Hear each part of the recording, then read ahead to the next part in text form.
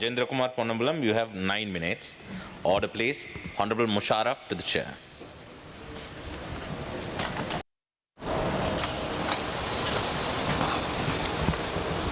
Yes, Honorable Gajendra Kumar Ponnambalam. Thank you, Honorable Presiding Member. I was originally allocated 12 minutes. It's being cut down to 9. That is almost a fourth. I think that's quite unfair. But anyway, I'll try and conclude my remarks within that time frame. Sir, I completely agree with the adjournment motion that has been filed today and that we are debating. The person who proposed the motion, the Honourable Member, being a lawyer himself, stated very correctly, given the economic situation that the country faces, if the country is to come out of this, one of the most important aspects will be to bring in foreign investments. And for that purpose, if the judiciary and the legal structure in the country is not improved, particularly with regards to the matter that we are discussing today, that is the immense amount of time that is wasted when a matter goes before courts. I think the investors will find many other more attractive locations. There is no doubt about it. So when you are literally scraping the barrel, if you don't at least try and get your house in order, then once again it will be a case of Sri Lanka missing the bus. So in that respect, I think this particular motion is very timely, and our party will fully cooperate with whatever steps that the government chooses to take in this regard. I was here for both the proposer's speech and the seconder's speech, but I don't know whether the Honourable Minister for Justice spoke soon after. I missed his remarks. In fact, I wanted to check, so I checked the Parliament channel to see whether your speech has been uploaded, but unfortunately it has not. So I don't know what he had said, if he had in fact spoken. But I wish to bring one important matter, particularly with regards to the constituency that we represent, which is the Northeast. You see, sir, whilst generally speaking, the judicial system has to be improved to a point where we cut down on the time spent in court. You see, when you talk in terms of civil matters, which is what the proposer was primarily talking about, it's a totally different thing to when you talk of criminal matters, because when it concerns a criminal matter, a person's liberty is at stake. More often than not, there are occasions when people are in remand, custody, and it takes years and years. So generally speaking, when it comes to criminal matters where one's liberty is curtailed, there is a more sort of added reason to have these matters expedited so that some sort of finale can be brought and closure can be brought to the person concerned. But the point that I want to specifically talk about when it comes to these criminal matters is with regards to the PTA. Now, our constituency, the members of parliament, the Tamil members of parliament in particular that represent the Northeast, have consistently been talking about this issue. We have had several meetings both with previous governments, with the present government, with the ministers concerned. We have gone to the Attorney General's department in our own capacity, spoken to the Honourable Attorney General himself on several occasions, and we have been urging that the cases with regards to the PTA be brought to a close.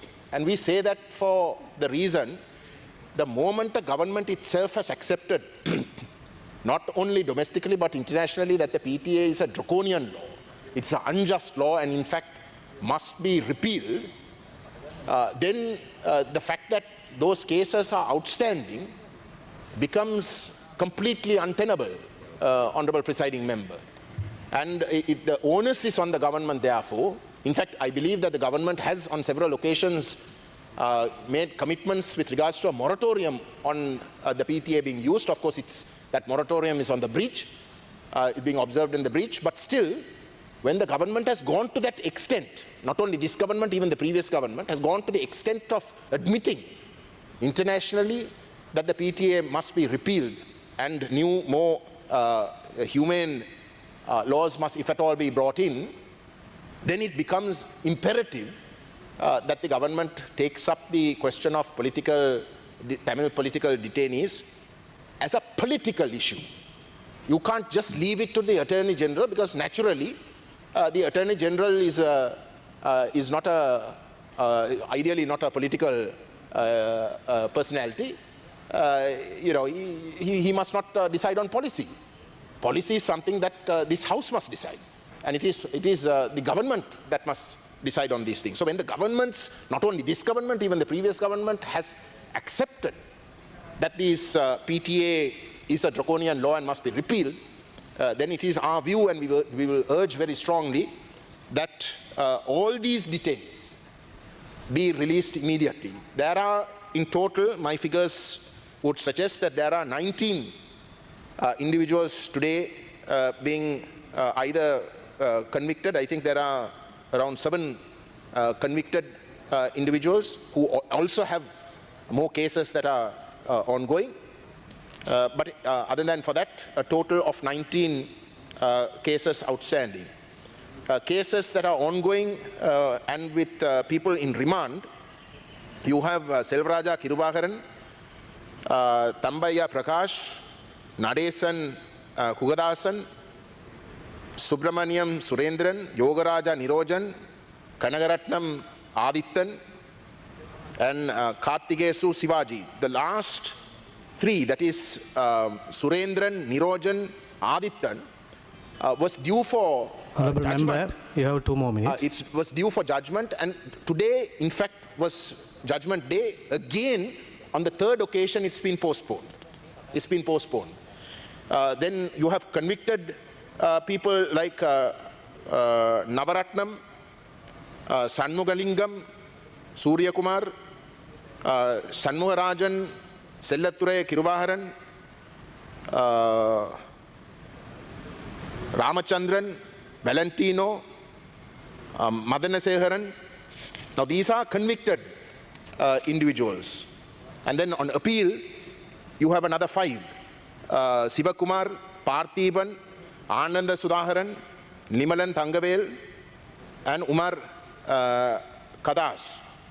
Now, sir, with regards to the first name, Selvaraja Kirubaharan, see how unreasonable this is. A case carried on for 11 years. At the end of it, it was a forced confession. Court found that it was a forced confession, ruled the confession out. He was acquitted. Then the AG's department goes and files 2 new cases on the same confession. On the same confession. So when a court has already rejected that confession, saying that it is not voluntary, for the AG's department to then thereafter file 2 new cases based on the same confession, these are very unjust steps, Honorable Presiding Member. It might be completely correct when you look at the law and the rules, but these are just blatantly unfair and unjust actions. And Honorable Member, basis, your time is over. it is on that, I'm winding up, and it is on that basis that I asked the Honorable Minister. I think the President, when he made a visit to the UK, he has in fact made various commitments to the diaspora, saying that he will look into this matter and in fact release all these political prisoners. Look, it's 15 years since the war ended. Normally, Honorable Presiding Member, when political prisoners come to an end, they are released when that project that might have been seen as a crime has come to an end.